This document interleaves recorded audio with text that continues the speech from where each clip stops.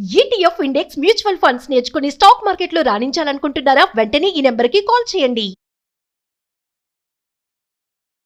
కారుణ్య కర్పూర కటాక్ష నిరీక్షణేన తారుణ్య సంవలిత శైశవ వైభవేన ఆపుష్ణతా భువనమద్భుత విభ్రమేణ శ్రీకృష్ణ చంద్ర శిశిరీకురు లోచనం మే.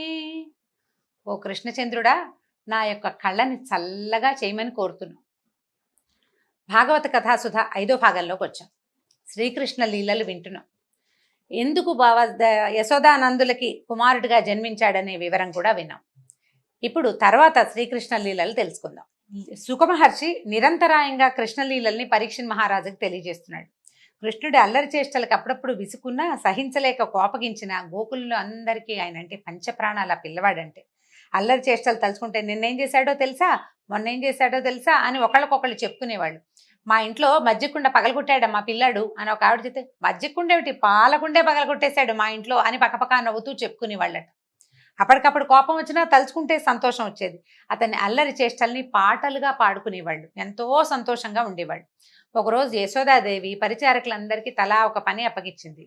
అయితే అందరూ తలా ఒక పని మీద వెళ్ళిపోయారు. పెరుగు చిలికే మజ్జిగ చిలుక్కోవాలి, ఆ పనికి ఎవరు లేరు. సరే ఆవిడే తనే కట్టుకుందాము, మజ్జిగ చేసుకుందాంలే అని ఏం చేసింది, కవ్వం తాడు బిగించింది. అక్కడి నుంచి తెల్లటి పట్టుచీర కట్టుకుందట. నడుముకి రత్నాలు పొదిగిన వడ్డాణం పెట్టుకుంది, బంగారు కంకణాలు ధరించింది. కొడుకు అల్లరి చేష్టల్ని నవ్వుకుంటూ తలుచుకుంటూ ఏం చేస్తోంది, మజ్జిగ చిలుకుతోంది.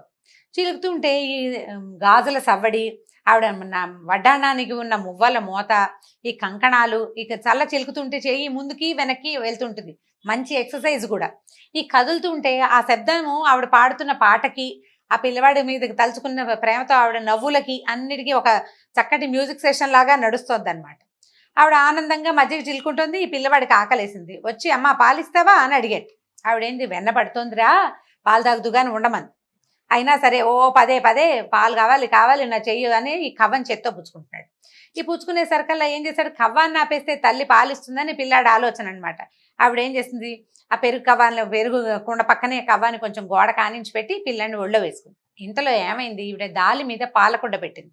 ఇంట్లో పరిచారకులు ఎవరు లేరు. పాలు పొంగుతున్న శబ్దం వచ్చింది, కాగిన వాసన వస్తోంది. దాంతో ఈవిడ ఏం చేసింది, ఒళ్ళో ఉన్న పిల్లాడిని దించుకు పక్కన కూర్చోబెట్టింది. ముందు వస్తానని అనేసరికల్లా ఆవిడకి ఒళ్ళు మండిపోయింది. పిల్లవాడికి కోపం వచ్చేసింది.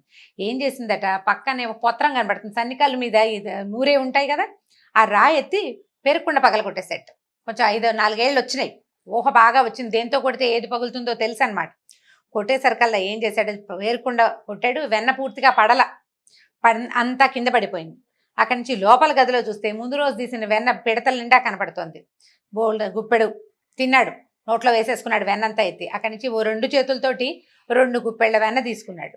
ఈవిడ పాలకుండ దింపి కింద పెట్టి చేతులు కడుక్కుని వచ్చేసరికల్లా ఏముంది, బాగా కనపడింది. మొత్తం పెరుకుండంతా పగిలిపోయింది, కనపడలేదు.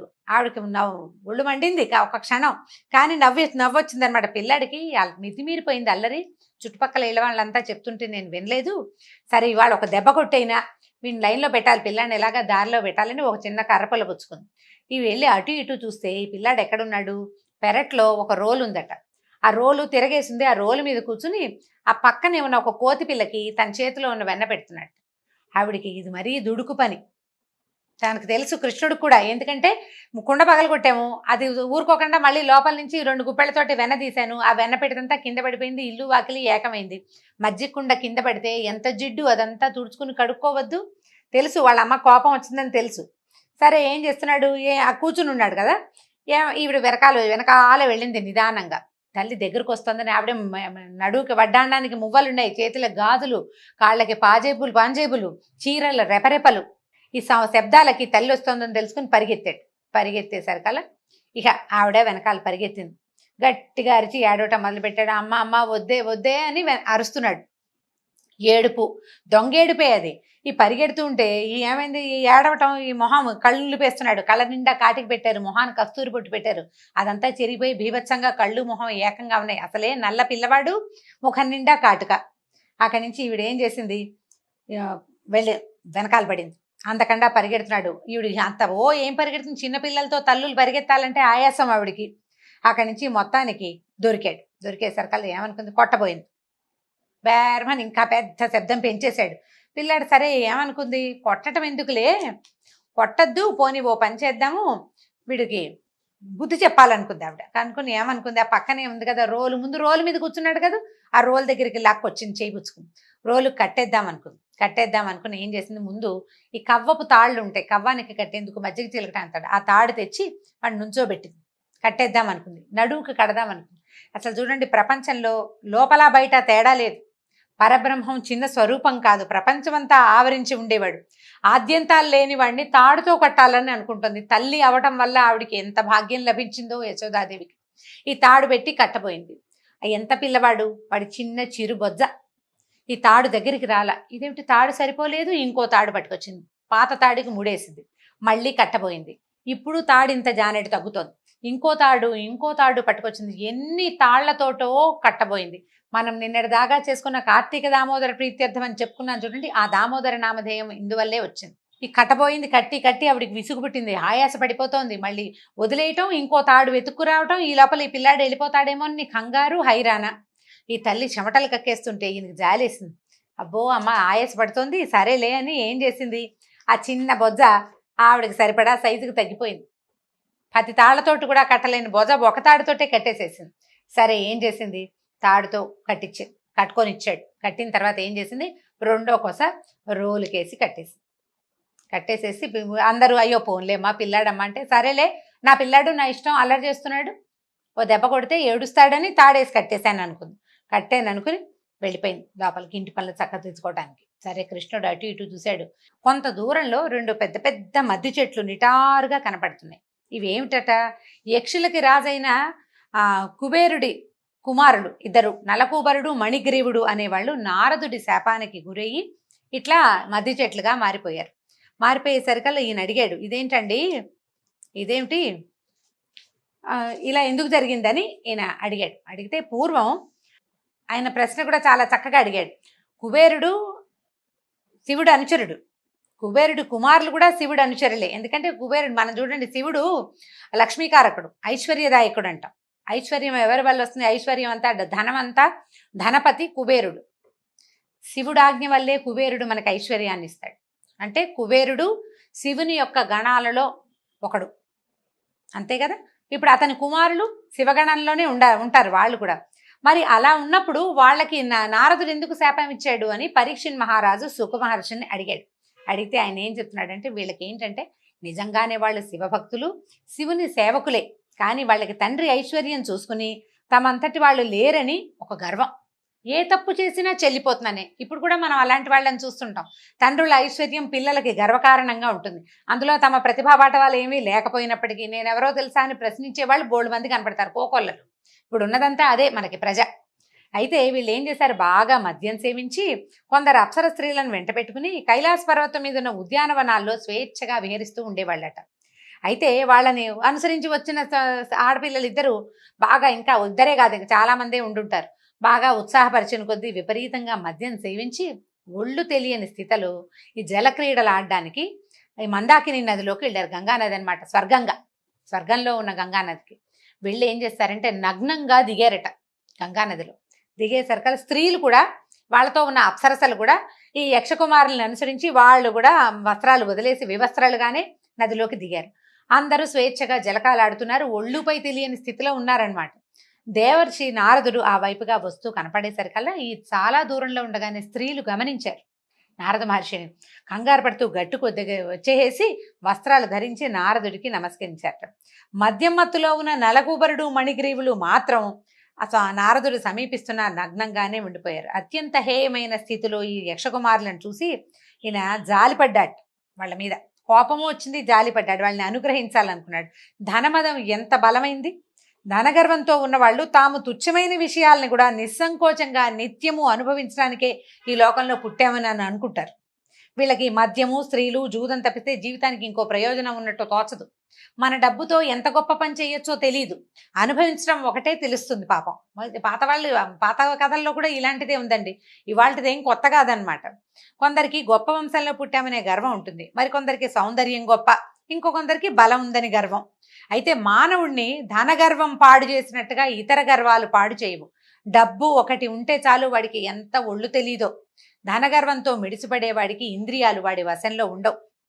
దానికి తోడు యవ్వనంలో ఉంటే తనకు మరణము ఉండదు, వృద్ధాప్యం ఉండదు. నమ్మరు, రేపొద్దున ముసలితనం వస్తుంది, మరణిస్తాము లాంటివి అసలు తట్టదనమాట. మాయ అట్లా ఉంటుంది, డబ్బు మాయ. శరీరమే తానని, ఇదే శాశ్వతమని అని అనుకుంటారు. అని అనుకుని ఏం చేశాడంటే ఈయన, వీళ్ళు ఈ దేహమే నేను అని అనుకునే ధనమదాంధులు ఈ యక్షకుమారుల్లాగానే అంటే ప్రవర్తిస్తారు. ధనమదంతో కళ్ళు మూసుకుపోయిన వాడికి కళ్ళు కనిపించేలాగా చేసే దివ్యాంజనం ఏంటంటే దరిద్రమే, వాడికి ఏమీ లేకుండా చేసేయాలి.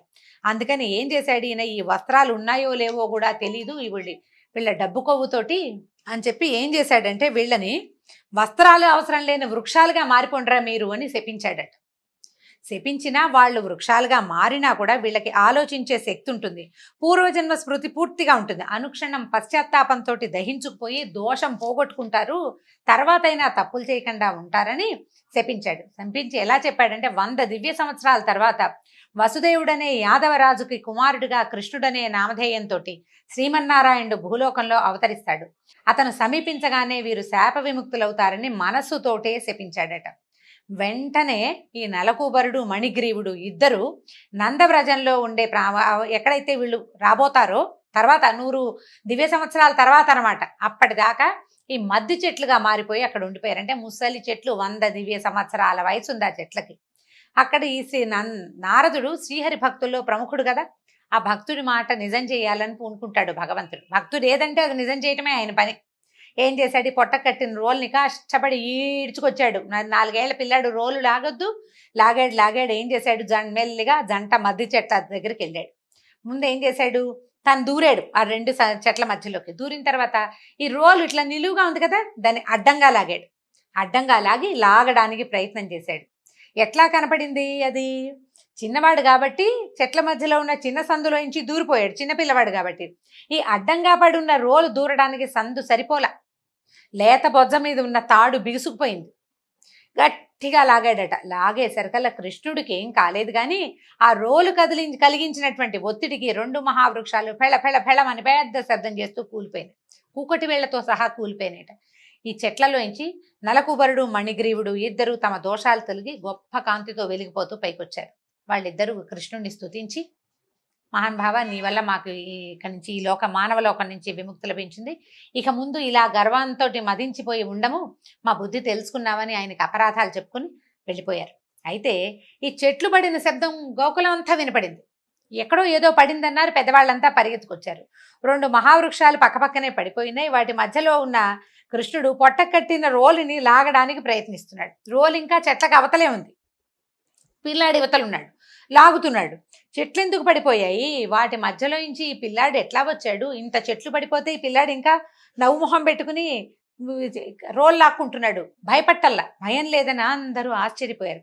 అక్కడ దూరంగా ఆడుకుంటున్న పిల్లలు ఏం చెప్పారంటే, కృష్ణుడు రోల్ ఈడ్చుకుంటూ వెళ్ళాడు, ఆ సందులో రోల్ పట్టలేదు, వాడేమో బయటకు వచ్చేసాడు, ఆ రోల్ లాగాడు, అంతే చెట్లు పడిపోయినాయి. తర్వాత 2 మనుషులు వచ్చారు అక్కడికి అని చెప్పారు.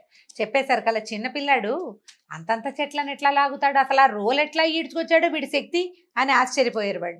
అక్కడి నుంచి ఏం చేశాడు, నందుడు గబగబా అన్నాడు, కట్టును తాడు ఓడదీసి భార్యని ఏం కేకలేసాడో, పిల్లాడికి రోల్ కడతావా అనో ఏదో అనే ఉంటాడు, అనకుండా ఎందుకుంటాడు, నాన్నలు కేకలేరు అమ్మల్ని, అట్లా కట్టేవో చూడు పిల్లాడు అక్కడ పడ్డాడు, కాస్తుంటే ఆ చెట్టు పిల్లవాడి నెత్తిని పడిపోను అని ఏదో కేకలేసుకున్నారు. తర్వాత ఈ పిల్లాడిని ఎత్తుకుని తీసుకుపోయారు. అక్కడి నుంచి కొంచెం అల్లరి తగ్గించాడట. గోపికలు ఆడిచ్చినట్టు ఆడిచ్చేవాళ్ళు అందరూ, అది ఎగురు దూకు డ్యాన్స్ చెయ్యి అనేవాళ్ళు, చేస్తూ ఉండేవాడు. చూడండి, ప్రపంచంలోని సృష్టి స్థితి లయాల్ని తనకే క్రీడ భగవంతుడికి. ఆయన ఈ గోపికలు ఎట్లా ఆడిస్తే అలా ఆడుతుండేవాడు. నాట్యం చేయమంటే చేసేవాడు. అక్కడి నుంచి ఏం చేసేవాళ్ళు, చిన్న పనులు చేయించేవాళ్ళు.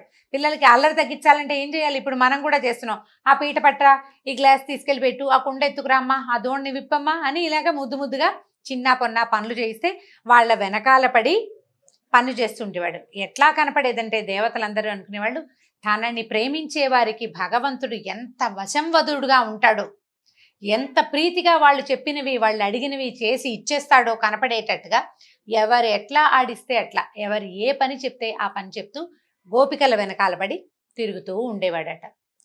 తర్వాత కృష్ణలీలల్ని మళ్ళీ వచ్చే భాగంలో తెలుసుకుందాం. నమస్కారం.